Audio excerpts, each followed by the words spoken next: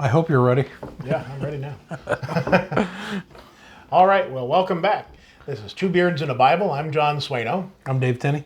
and we're glad you're with us. We hope that you can find this time helpful to you in your study, and let's go ahead and dig into the scriptures here. Yeah, we're going to finish up Matthew chapter 10, Okay. which we've been on for a couple of episodes. A lot of stuff in here, and we ramble, which probably Yeah. doesn't help us getting through this.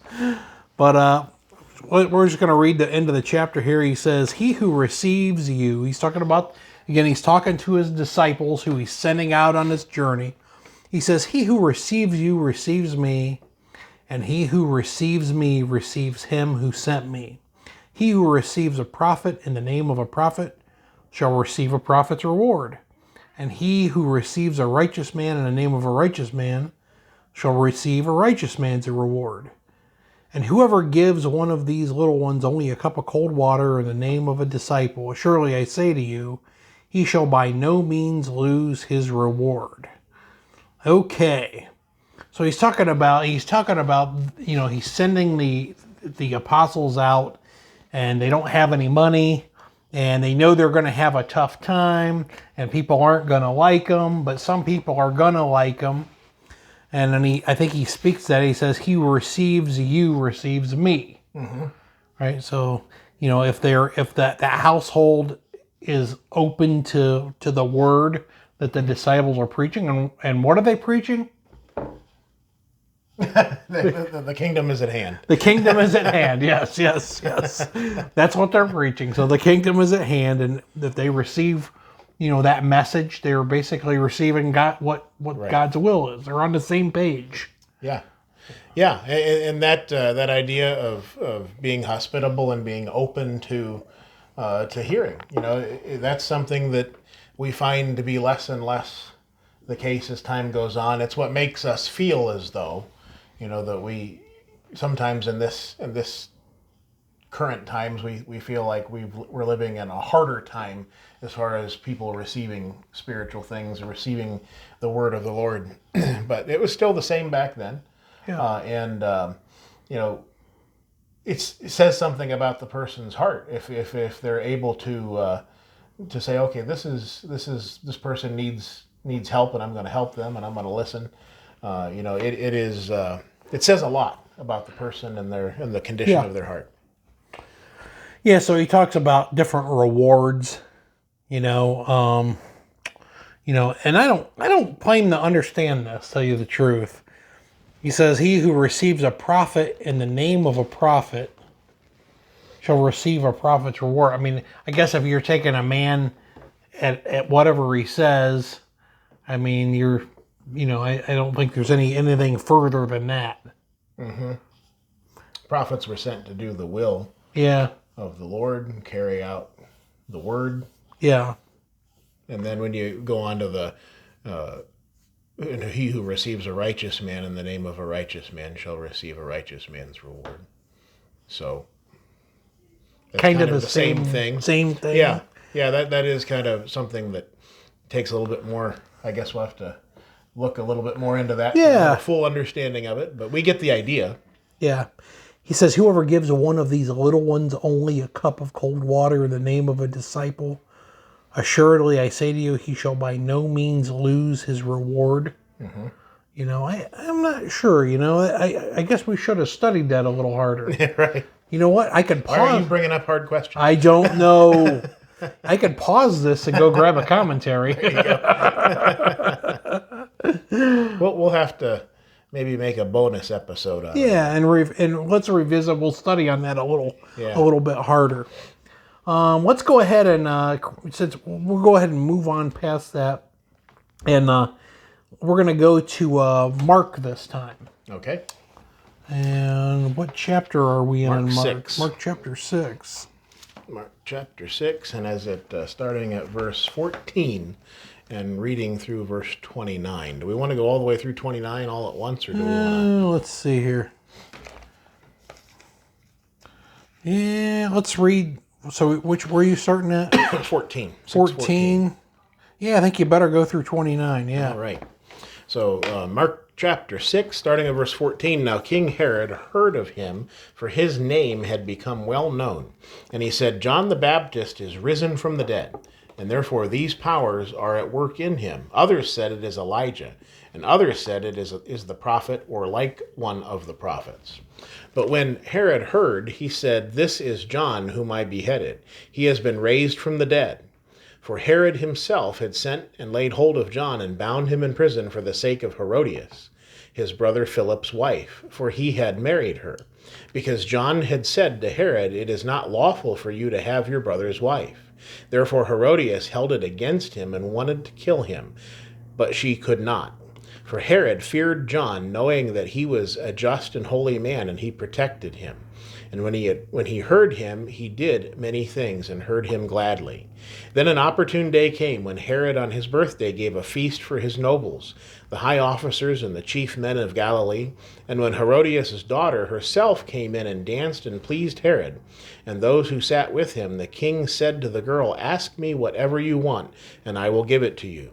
He also swore to her, Whatever you ask me, I will give you, up to half my kingdom. So she went out and said to her mother, What shall I ask? And she said, The head of John the Baptist. Immediately she came in with haste to the king and asked, saying, I want you to give me at once the head of John the Baptist on a platter. Then the king was exceedingly sorry. Yet because of the oaths and because of those who sat with him, he did not want to refuse her. Immediately the king sent an executioner and commanded his head to be brought. And he went and beheaded him in prison, brought his head on a platter, and gave it to the girl, and the girl gave it to her mother. When his disciples heard of it, they came and took away his corpse and laid it in a tomb. What a bunch of animals. What a tangled web we weave. Yeah. What's funny is it starts off, we're still talking about Jesus here. So the disciples have been sent out on this journey, and the name of Jesus is starting to get pretty well known. Mm-hmm. And even Herod hears about him, and Herod is disturbed because he thinks it's John the Baptist risen from the dead. Right. So there may be a little bit of a cold blood chill up his spine. Yeah. Because he knew that John the Baptist was a just man and was listening to him. And he got himself into trouble, didn't he? He did. He allowed himself to be swayed. You know, we're speaking of a matter of pride, and that he was afraid to refuse Herodias, or Herodias' daughter, because he didn't want to look bad to his friends, the people in a high place in the government there with him. And but you know, when we read there that Herodias' daughter came in and danced and pleased them that were there at the table, and you know, we're speaking as men here, we can get ourselves into trouble. You know, if we allow things like that, the lust of the flesh and so on, to take over. How many times throughout history have men done such things and allowed themselves to be overtaken by such? And again, all things are lawful, but not all things are profitable. Yeah. We should not be brought under the power of any. And those desires that we see outlined there are no different. You know, it's funny. I think there's different places in the Bible that talk about, you know, different. They kind of allude to different to the sexes, men and women, being susceptible to different things. Mm-hmm. And it is true. And it's, you know, and I think men are, by and large, not completely, but by and large, are more susceptible to this sort of thing. We're wired differently. We're wired different than women. Anybody who tells you different is deceived. You know, in fact, Paul tells Timothy in 2 Timothy, I think chapter 4. He talks about women being led astray, easily led astray, and he uses the example of Eve. Mm-hmm. And you know, I think that's like one of the. Women are more easily talked into things, you know, than men are. You can send your comments to Dave Tenney. And I don't mean every woman. I just mean, like, you know, and I think like salespeople, women are easier to sell to than men are. Right. Yeah, and it really does. When we think of the authority of God, we realize that in the beginning, God made them male and female. Yeah. He made the woman to be a completion for the man, someone that Yeah. would be a helper, and in those ways equal as a helper. So we're not being misogynistic in this explanation at all. There, but what we see is that in the matter of men and women, we are wired differently. Anybody who's been married or in a relationship for any period of time with one of the opposite sex will understand just how different Yeah. that they are. And you're right. And as it says something. As much as as you brought up Eve. Eve was deceived first, but Adam went along with it. He went along with because he wanted to make his wife. He wanted to make this woman happy. Right. So right there, it tells you the difference between men and women. Right there. Right. And what we always I always think of in that account is that Adam told God, "This woman that you gave me." Yeah. Yeah. He blames it on God. Right. Yeah. And that's a dangerous place to be. It is. It is. But yeah, obviously Herod, for whatever reason, this is a dance that went on, Yeah. it made him lose his good sense for a minute. Right. And without elaboration, we understand how that can happen. As human beings, we, as Paul said, he had to buffet his body, and we have to do the same thing. You mean they ate Paul? Not a smorgasbord. Yes. Yeah. There's a sermon out there online somewhere where it's actually like a parody of a sermon where this guy, he takes that verse and then he explains how they ate Paul. Oh. they buffeted his body. Oh my. It's hilarious. We got to make sure we know what the words we're reading. So right. So Herod goes and he tells his this would be his stepdaughter. He says, "Oh, what? I'll give you anything you want, up to half the kingdom." Right. Boy, that's a pretty dumb thing to say, really. Yeah. How many? My daughter, when our cat passed away, wanted a new cat, and I wasn't so on board with that, and she said, "Oh, if you get me another cat, I promise that I'll clean the litter box. I promise that I'll take care of it." And I'm like, "Deal." Now you remember that. Yeah. It's written in stone, and I remind her of that. So in the spur of the moment, we make promises, and God expects us to keep promises that we make, and our word should be good. And so be careful. Yeah. Be careful what you say. Yeah. So she asked for the head of. Why did she ask for the head of John the Baptist? What did he ever do to her? Really forbidding her mother from being with the man that she was. Yeah. Or at least calling them out on that. Yeah. And again, as human beings, we get so stubborn in ourselves that we don't like to be told that we've been doing something wrong. And sometimes when we are, we allow ourselves to be vengeful. Yeah. Apparently, Herod married his brother's wife. And we can see from this that there are situations where marriages are not lawful by God. Right. We could enter ourselves into a marriage situation that is not approved by God and will never be approved by God. Right. Right. Even today. And marriage is one of those, that's an institution. Yeah, you have to be crazy to be in it, right? I never thought of it that way. But it was instituted by God. He defines it. He has that authority. And so we don't have any right to define it in any other way than he defined it. And that's one of the things, just coming around to current events, it kind of bothers me when I hear people on the radio or whatever talking about marriage and they're misusing the term so completely. Oh, yeah. And as hard as that pill may be to swallow, we have to remember that we don't have any right to define that term. It's already been. It's already been defined, and it's between a man and a woman. Right, and or defining the parameters of who can be involved in a marriage relationship. And as you pointed out, Herodias had no right to be in the relationship with Herod. Yeah. So, yeah.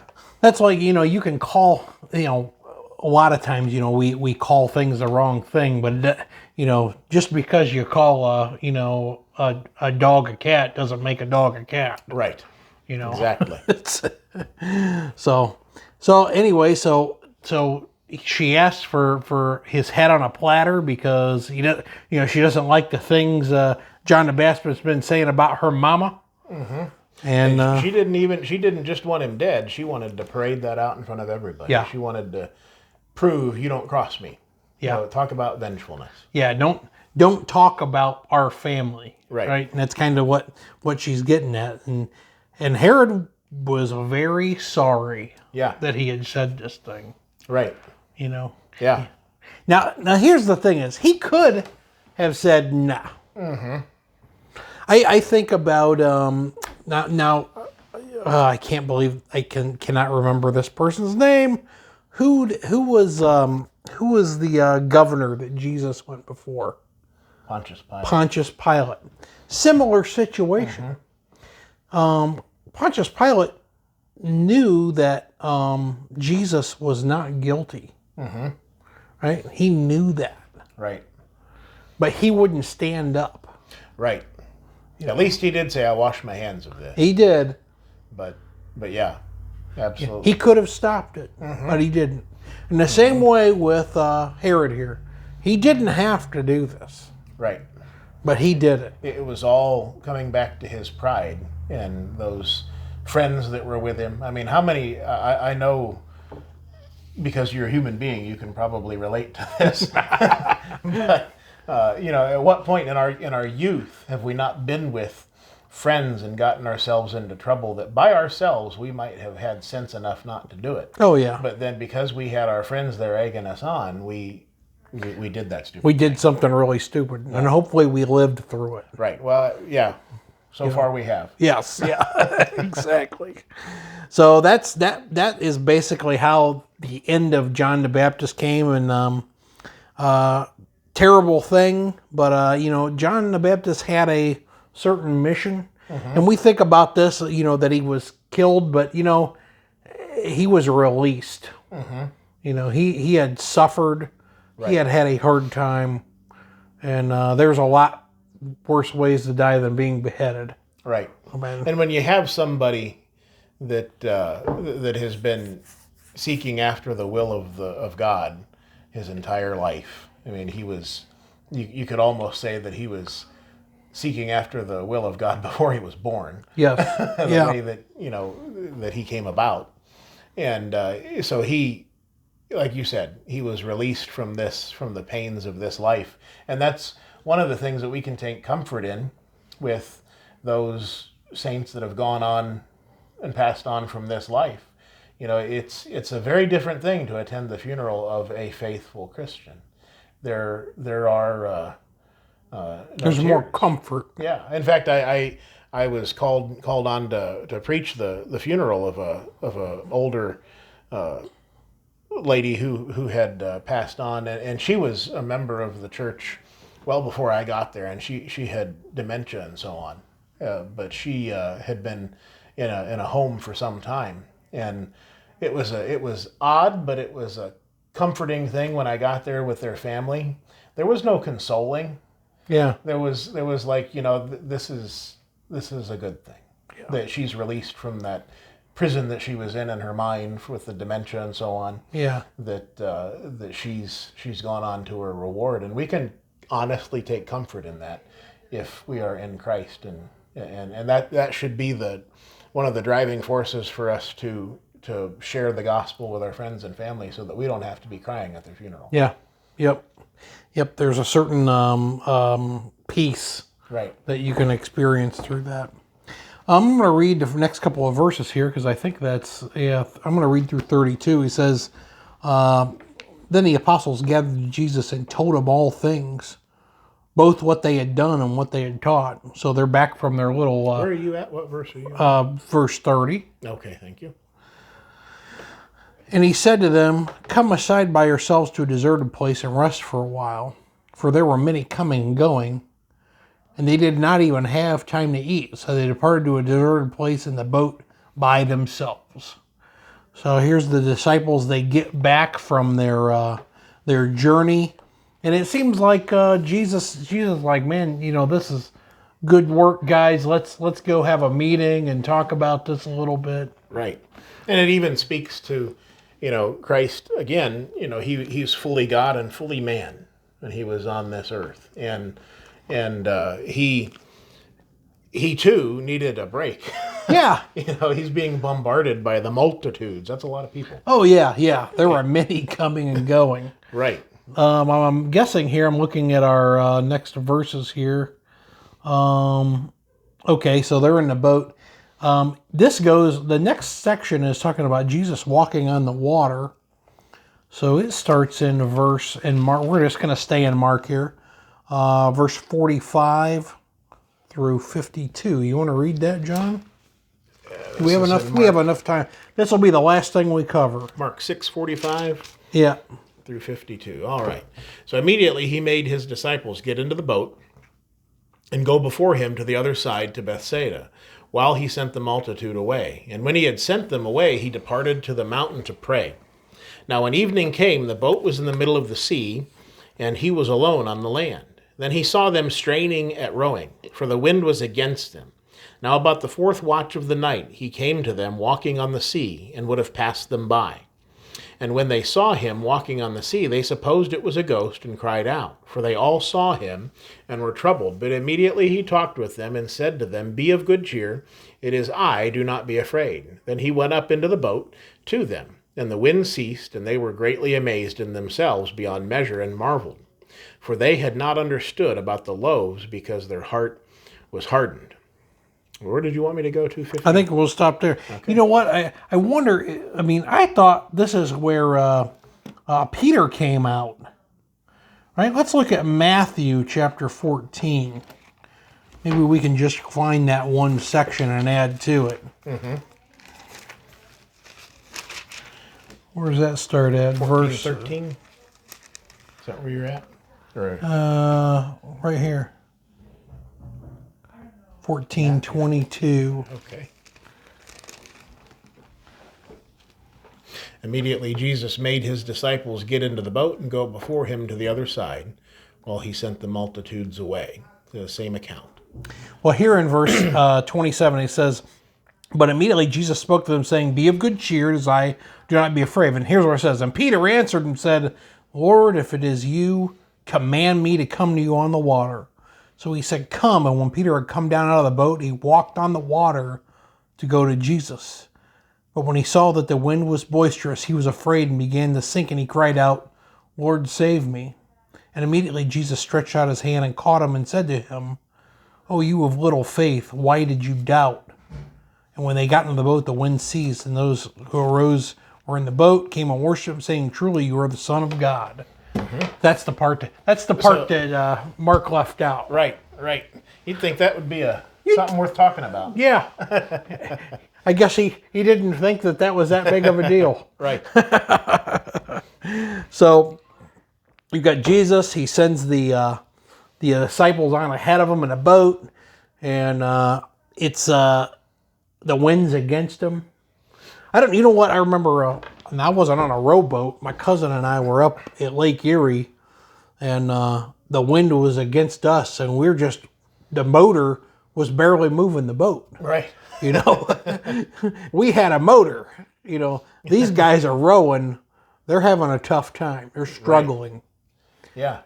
I don't know what the fourth hour was. It was probably like in the middle of the night, right? Right. Yeah, I don't know. That's I've heard people explain that, the fourth watch of the night, but I can't remember. I seem to remember it was like 2 or 3 in the morning, something Yeah. like that. Yeah. You know, It was late. it was late. It was really late. And they were really tired, I'm sure, from rowing.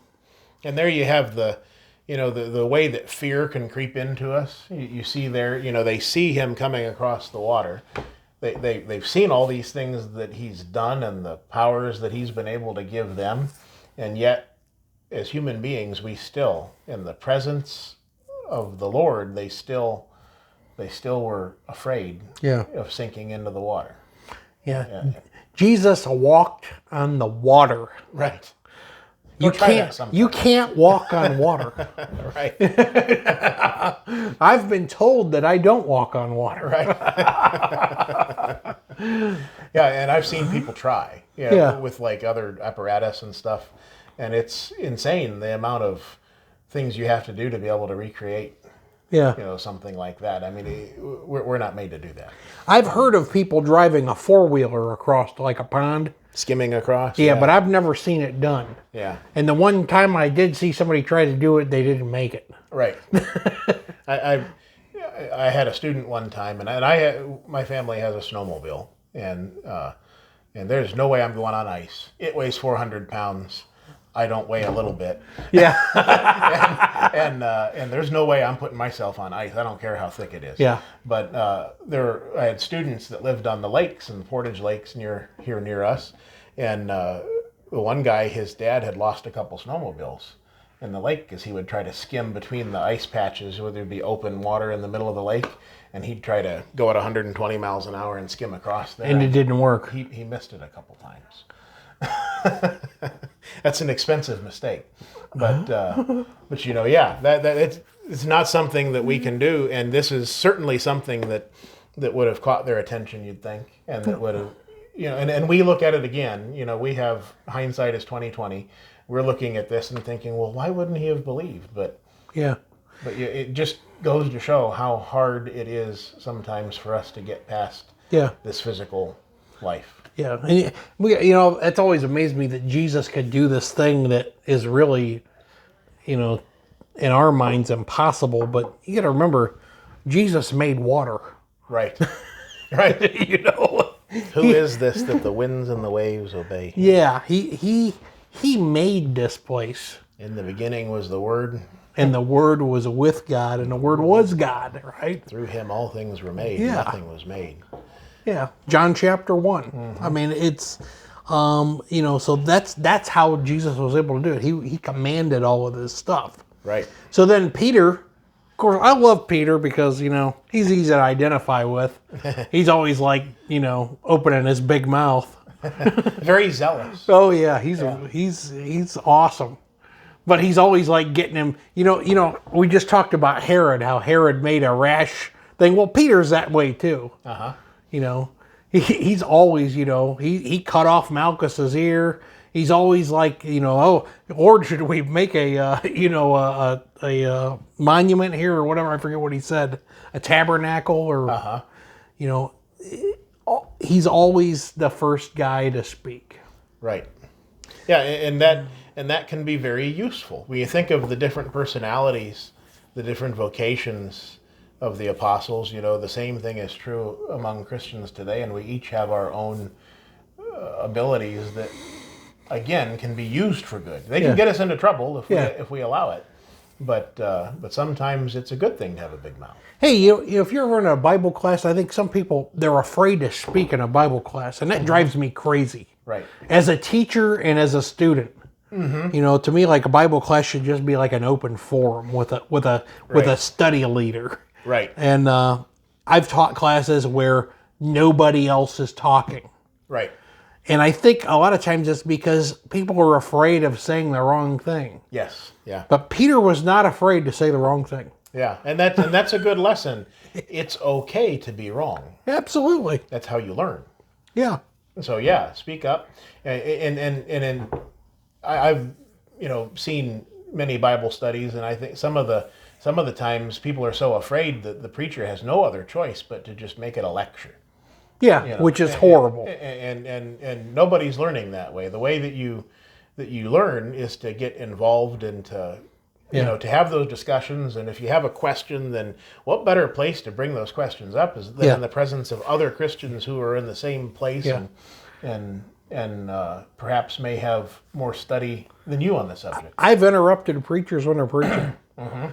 I mean, I think we get tied up in this tradition that it's like, oh, he's up there speaking and we must stay quiet. I don't believe that at all. Right. You know, if I think something you said was wrong, I'm gonna say something. I guarantee it. Right.